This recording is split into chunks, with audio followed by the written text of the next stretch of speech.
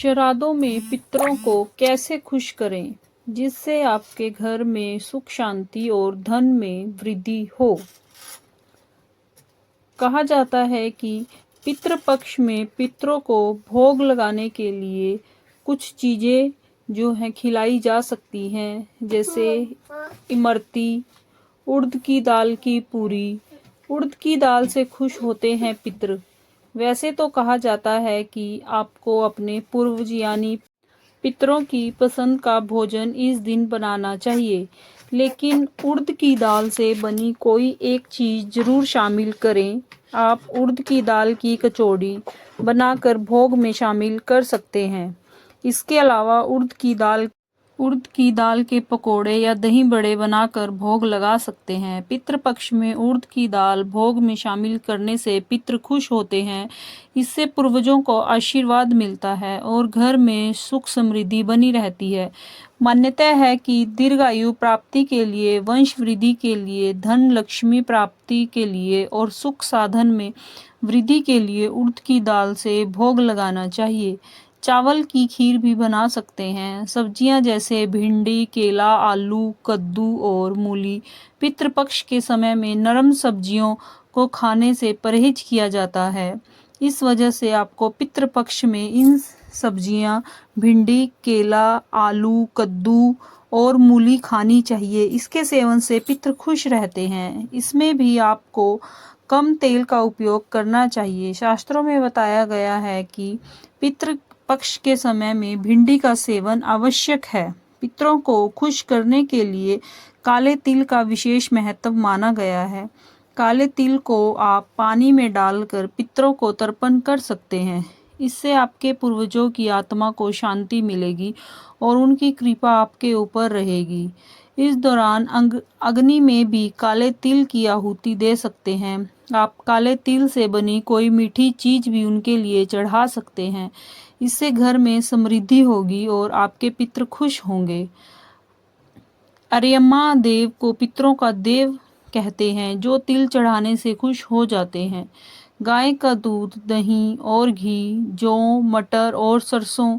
पितृपक्ष में भोजन से जुड़ी कुछ और बातें।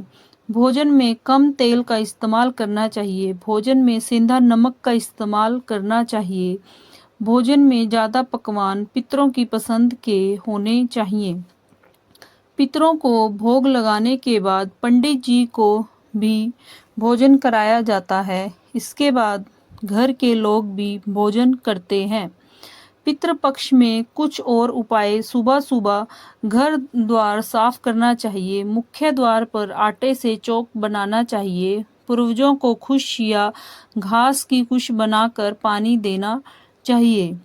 पितरों के नाम से गाय, कौवा और कुत्ते के लिए भोजन निकालना चाहिए। गरीबों और ब्राह्मणों को कुछ न कुछ दान देना चाहिए।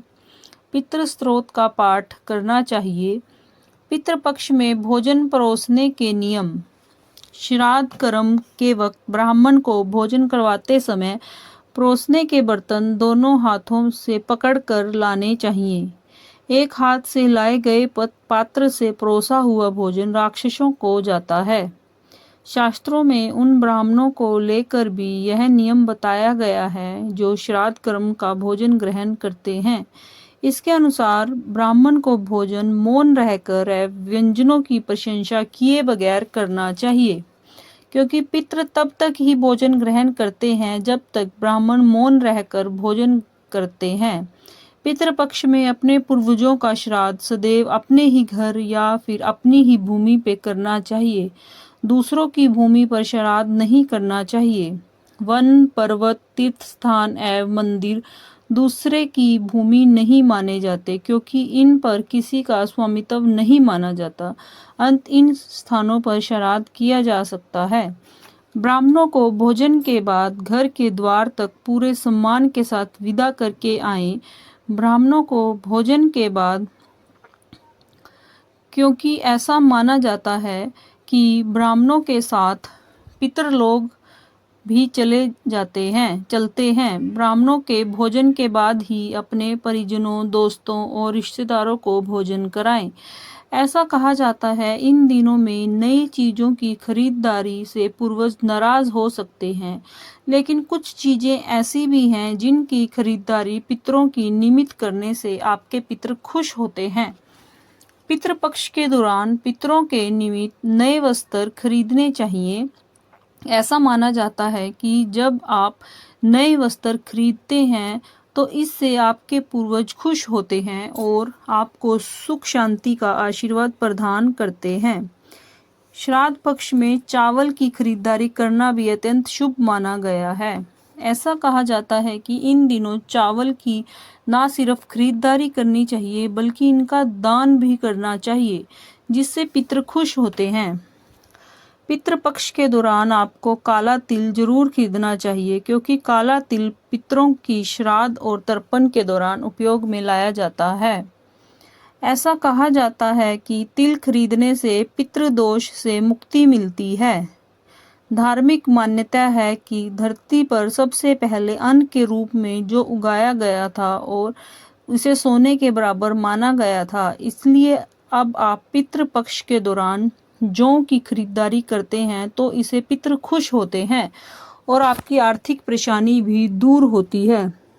ऐसी मान्यता है कि चमेली का तेल पितरों को अर्पित करने से वे तृप्त होते हैं और उनकी आत्मा को शांति मिलती है। इसलिए पितृपक्ष के दौरान चमेली का तेल की खरीदारी भी आपको करनी चाहिए। प्रतिदिन एक माला ओम पितृ देवताभ्यो नमः का जाप करना चाहिए और एक माला ओम नमो भगवते वासुदेवाय और एक माला गायत्री मंत्र का जाप करना चाहिए। इससे पितृ देवता बहुत खुश होते हैं। राधे राधे। जय श्री कृष्णा।